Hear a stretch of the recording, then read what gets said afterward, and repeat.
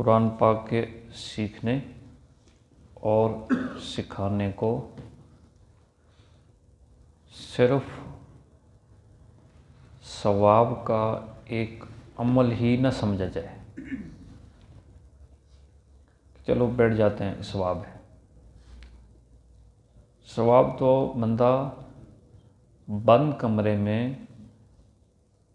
ہاتھ میں تسبیح لے کر اللہ اللہ کر کے بھی حاصل کر سکتا ہے۔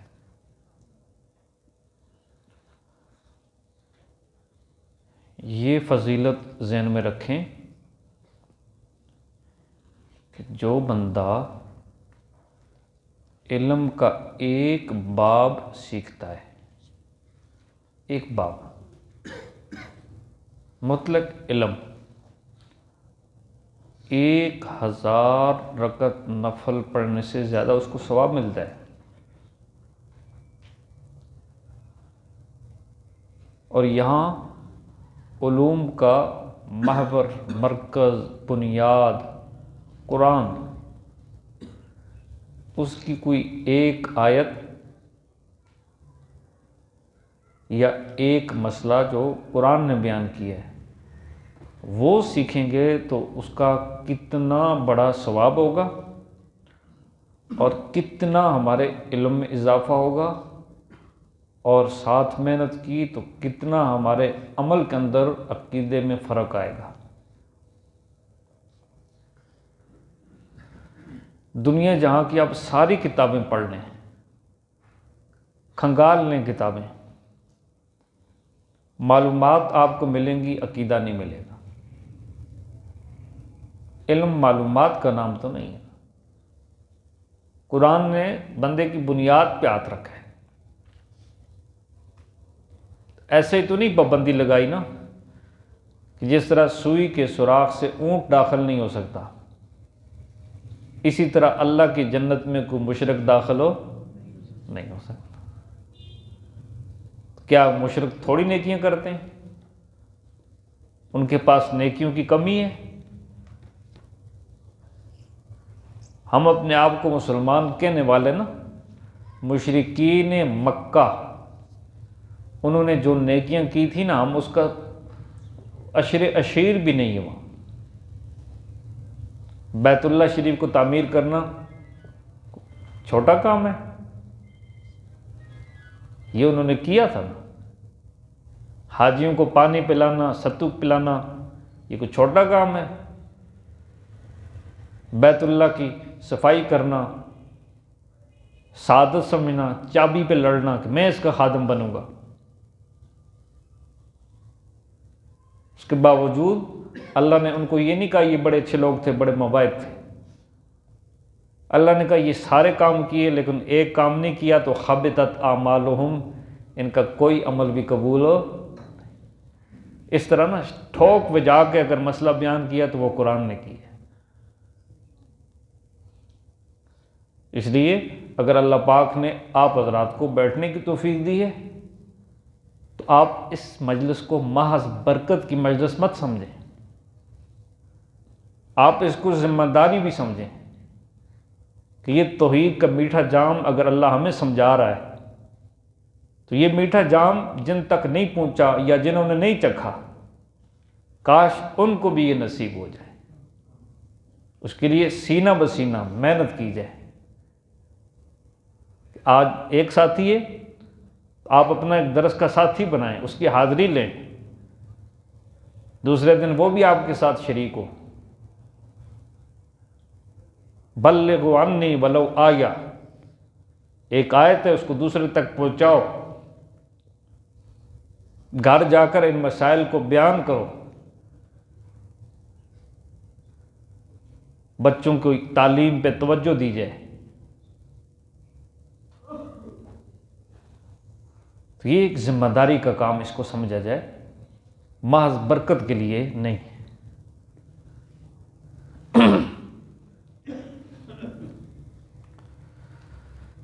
حرمت علیکم المیتۃ،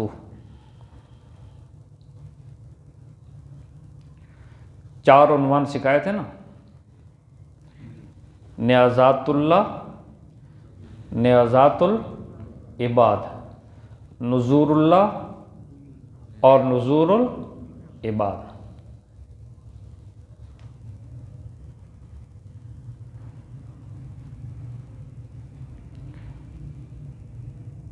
نیازات لغیر اللہ،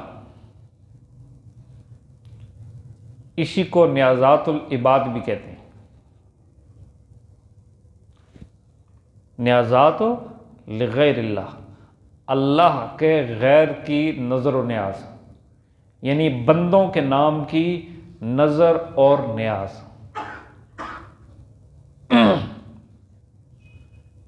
اللہ تعالیٰ نے یہاں پہ اس مسئلے کو بیان کیا اس آیت میں۔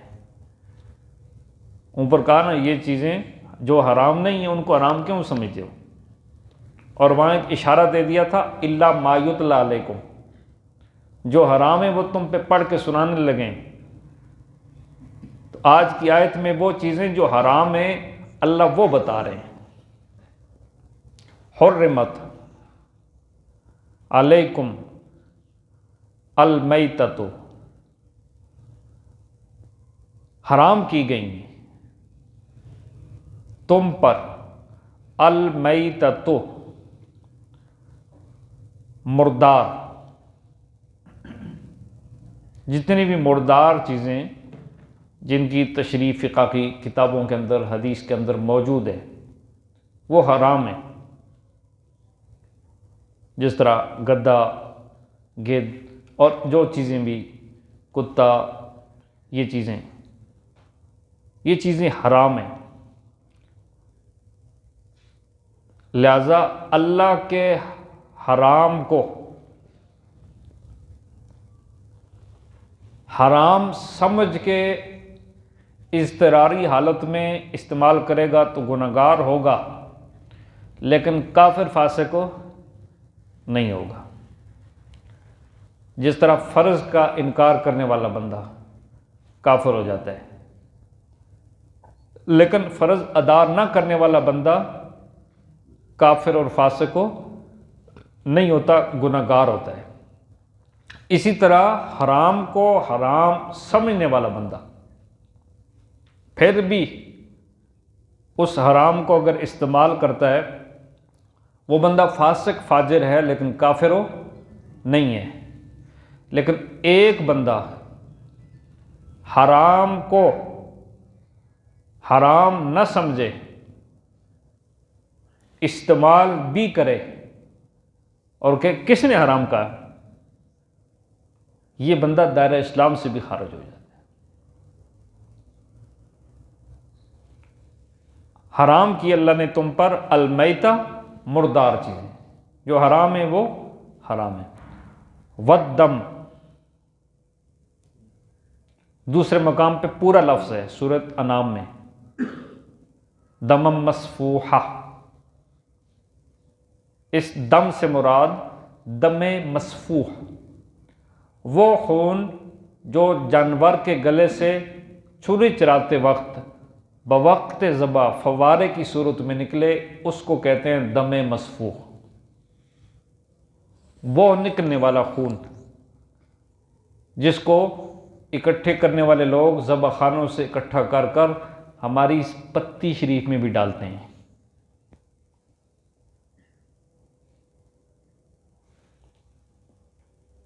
دم مسفوح جس کو قرآن نے صاف حرام کہا ہے، وہ خون حرام ہے۔ دم مسفوح، قرآن نے یہ جو ترتیب بتائی ہے نا، یہ ترقی ادنا سے اعلیٰ والی ہے۔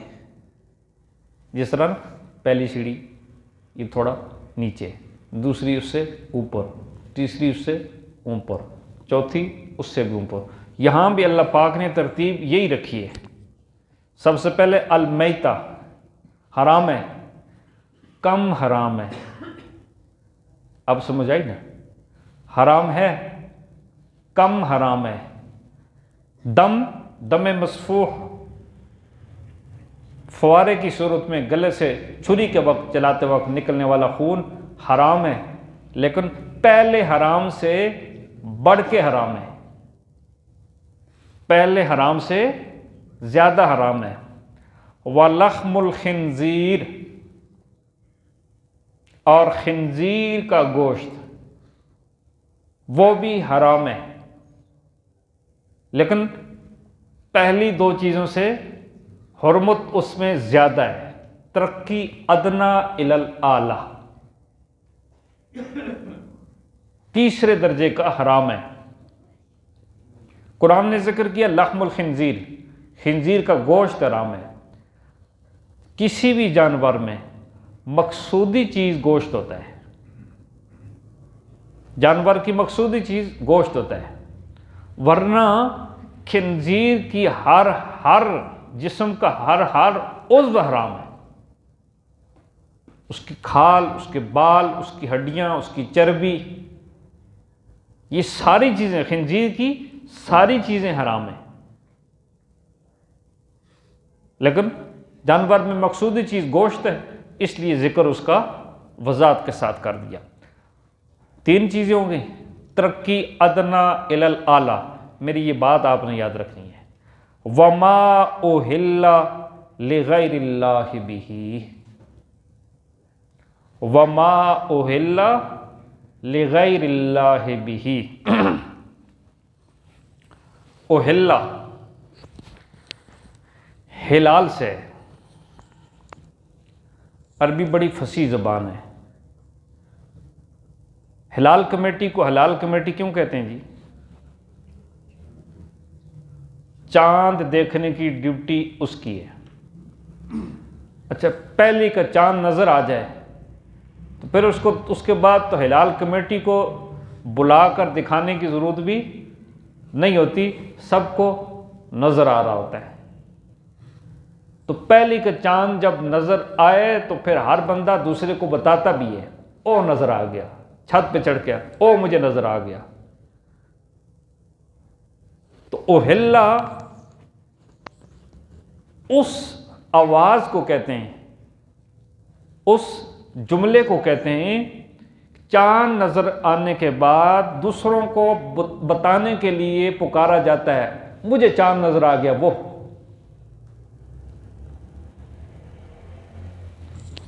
تو وما اہل، اور ما وہ کلمہ، ما سے مراد وہ کلمہ، اہل بلند کیا جائے۔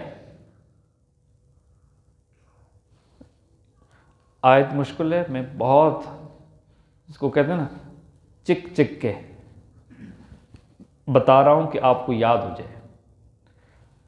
وہ کلمہ اوہل، جو کیا ہو جائے جی؟ بلند کیا جائے، لغیر اللہ، غیر اللہ کے نام پہ، وہ کلمہ جو بلند کیا جائے جانور پر غیر اللہ کے نام کا، وہ کلمہ بھی حرام ہے۔ ایک بکری نے 2 بچے دیے، ایک تو میں بڑا کر کے فروخت کروں گا، اپنے بیوی بچوں پر لگاؤں گا، دوسرا بکرا یہ میں نے فلاں مقام پہ لے جا کے ذبح کرنا ہے، فلاں مقام پہ لے جا کر ذبح کرنا ہے، ہمارے گھر کا انتظام، یہ خیر برکت، یہ بچے، یہ جو کچھ ہے، یہ فلاں کی مہربانی ہے۔ یہ ساری کس کی مہربانی ہے؟ فلاں کی مہربانی ہے۔ اللہ کہتے ہیں باقی تو چھوڑو، جانور تو حرام ہوا ہی حرام۔ یہ جو جملہ استعمال کیا نا، غیر اللہ کے نام کی نسبت اس بکرے کے ساتھ، اس گائے کے ساتھ، اس بچے کے ساتھ کر دی، یہ جملہ بھی حرام ہے۔ بعض حضرات نے اس کا معنی کیا ہے ذبح، وما اور وہ جانور اوہلا، وہ معنی کرتے ہیں ذبح، کس کو؟ جس جانور کو ذبح کیے جائے لغیر اللہ، غیر اللہ کے نام۔ اچھا، جانور کے علاوہ بھی تو غیر اللہ کے نام کی چیزیں دی جاتی ہیں نا۔ داتا دربار پہ ایک دیگ نہیں 10 بار فروخت ہوتی، غیر اللہ کے نام کی ہے، اس کی حرمت ثابت کریں نا، کہاں سے ہوگی پھر؟ غیر اللہ کے نام کسی چیز کی نسبت کر دی جائے، وہ جملے بھی حرام اور وہ چیز بھی حرام۔ وہ مٹھائی ہے، بریانی شریف ہے، بکرا شریف ہے، گائے کا بچہ شریف ہے، اس کے علاوہ کوئی بھی چیز ہو، کوئی بھی چیز ہو، وہ حرام ہے۔ اب وہ حرام، بکرا حلال ہے، کہتے ہیں جی بسم اللہ اللہ اکبر پڑھ کے ذبح کیا ہے، حرام کیسے ہو گیا؟ بسم اللہ مزکی ہے، محلل نہیں ہے، یہ جملہ یاد رکھیں۔ بسم اللہ مزکی ہے، محلل نہیں ہے۔ ایک چیز حرام ہو جائے تو بسم اللہ پڑھنے سے بھی وہ حلال ہو نہیں ہوتی ہے۔ حلال پہ بسم اللہ پڑھی جائے تو وہ پاک ہو جاتی ہے، لیکن وہ حرام حلال ہو نہیں ہو سکتا۔ بسم اللہ نہیں، پورا قرآن بے شک پڑھ دیں، حلال چیز جو حرام ہوئی وہ اس عقیدے کی وجہ سے، جو پیچھے ایک عقیدہ تھا غیر اللہ کی خوشنودی کا، اس غیر اللہ کی خوشنودی کے لیے جو چیز بھی دی جائے، قرآن کہتا ہے وہ جو الفاظ بلند کیے وہ الفاظ بھی حرام اور وہ چیز بھی ضائع۔ حرمت علیکم المیتۃ، حرام کی تمہارے لیے المیتۃ مردار، والدم اور دم مسفوح۔ آگے دیکھیں جی، ولحم الخنزیر اور خنزیر کا گوشت۔ گوشت کا ذکر کس لیے کیا جی؟ شاباش، جانور کے اندر مقصودی چیز ہو گوشت ہے، اس لیے گوشت کا صراحتاً ذکر کر دیا، ورنہ جانور خنزیر کی ہر چیز ہو حرام ہے۔ وما کریں ترجمہ جی،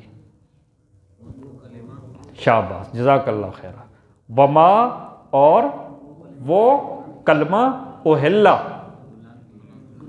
بلند کیا جائے، لغیر اللہ بہ اے للتقرب غیر اللہ، غیر اللہ کے تقرب کے لیے جو لفظ ادا کیا نا کہ میں یہ کروں گا تو فلاں حضرت خوش ہوں گے، غیر اللہ کی خوشنودی کے لیے جو جملہ استعمال کیا، پھر جو چیز دی، یہ چوتھے درجے کی حرام ہے، ادنا الاعلی۔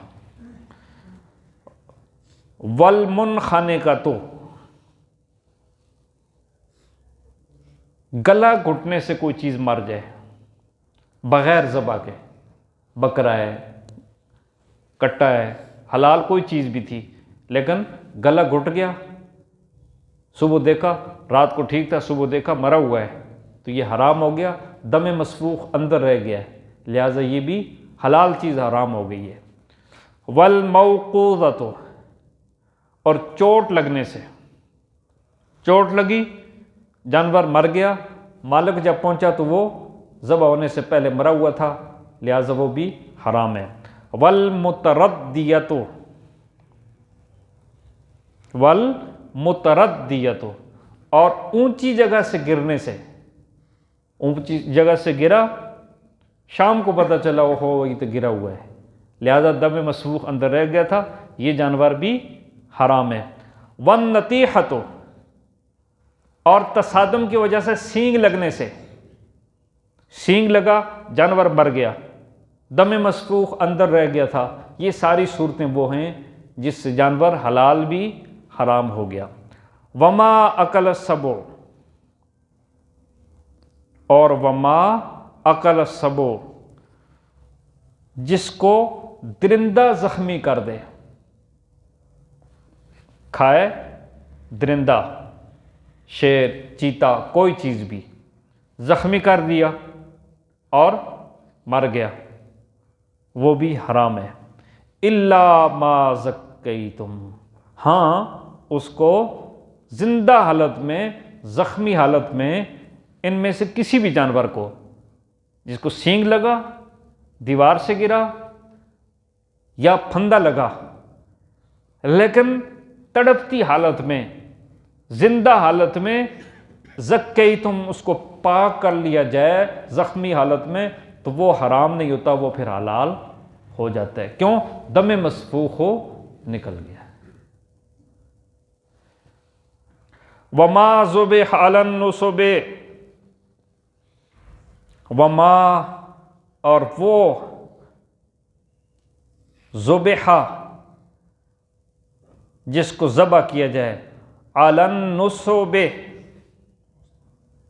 ماشاء اللہ لکھا ہوا ہے،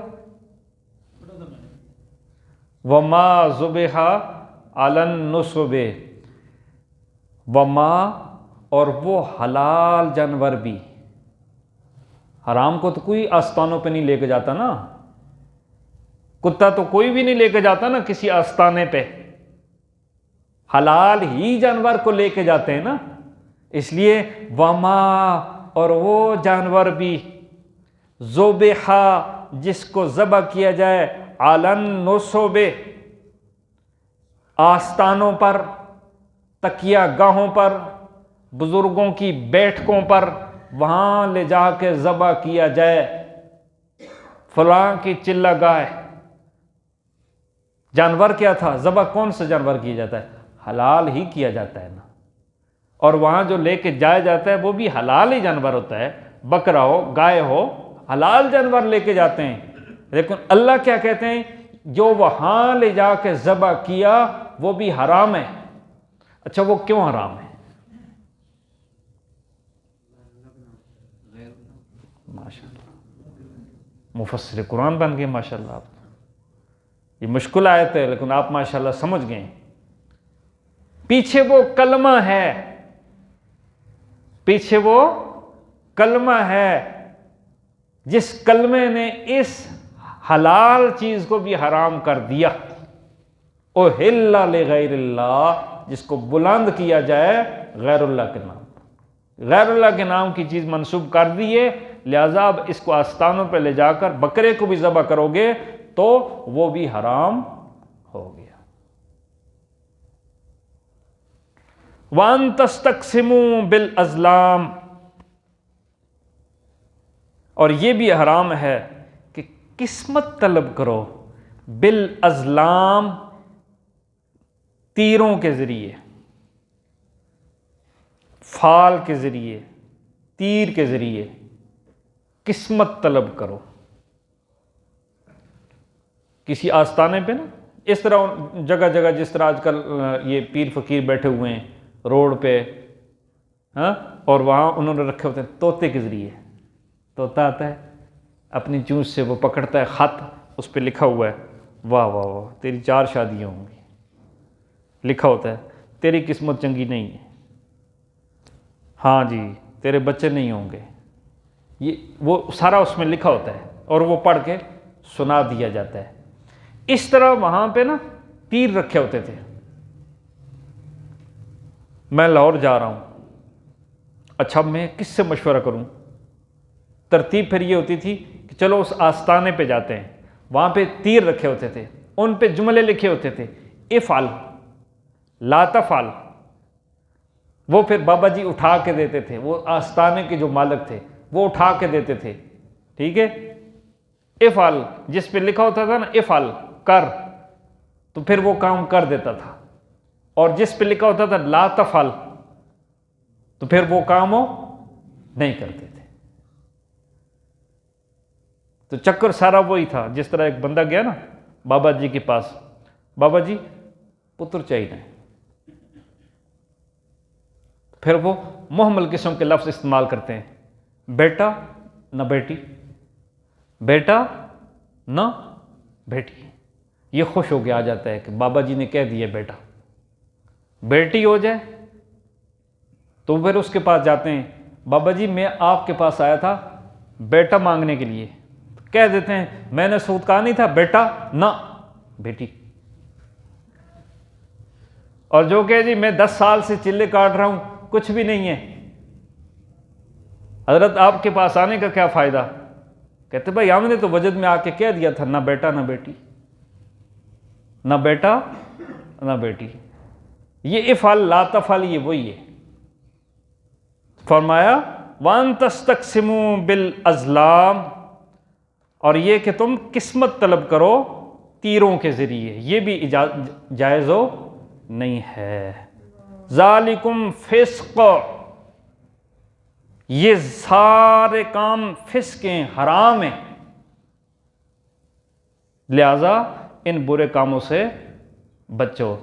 اتنا ٹھوک بجا کے اللہ تعالیٰ نے حلال و حرام کا مسئلہ جب بیان کیا، اگلا جملہ بڑا عجیب ہے، الْيَوْمَ يَئِسَ الَّذِينَ كَفَرُوا مِن دِينِكُمْ، الْيَوْمَ يَئِسَ الَّذِينَ كَفَرُوا مِن دِينِكُمْ فَلَا تَخْشَوْهُمْ وَاخْشَوْنِي، مجھے معلوم ہے جب تم ٹھوک بجا کے مسئلہ بیان کرو گے، مخالفتیں ہوں گی، لوگ جملے کسیں گے، فرمایا کافر مایوس ہو گیا ہے کہ یہ ہمارا نہیں ہے اب، کیوں؟ اس کے پیٹ میں اب حلال چیز جائے گی، حرام اور مشکوک چیزیں نہیں جائیں گی، لہذا کافر مایوس ہو گیا ہے، اب وہ مقابلے کے لیے سازشیں کرے گا۔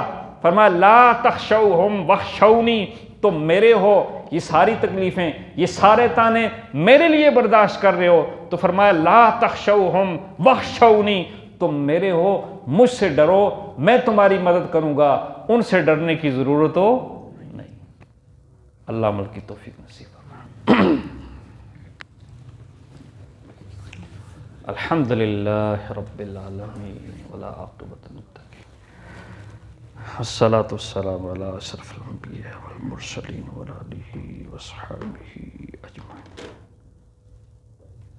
صلی اللہ تعالی علی خیر خلقہ محمد وآلہ وصحبہ اجمعین برحمتک یا ارحم الراحمین۔ قاری صاحب یہ کچھ لوگ ہے تو ویسے آپ نے تو سب کچھ بتا دیا ہے، گاڑی لیتے ہیں، مکان بیچتے ہیں تو اس کے پیچھے یہ اکثر دیکھا گیا ہے، حالانکہ بڑے معزز اور دیندار ہیں، وہ بھی کپڑا باندھا ہوا گاڑی کے پیچھے۔ انشاءاللہ خیر ہوگی، نظر نہ لگے۔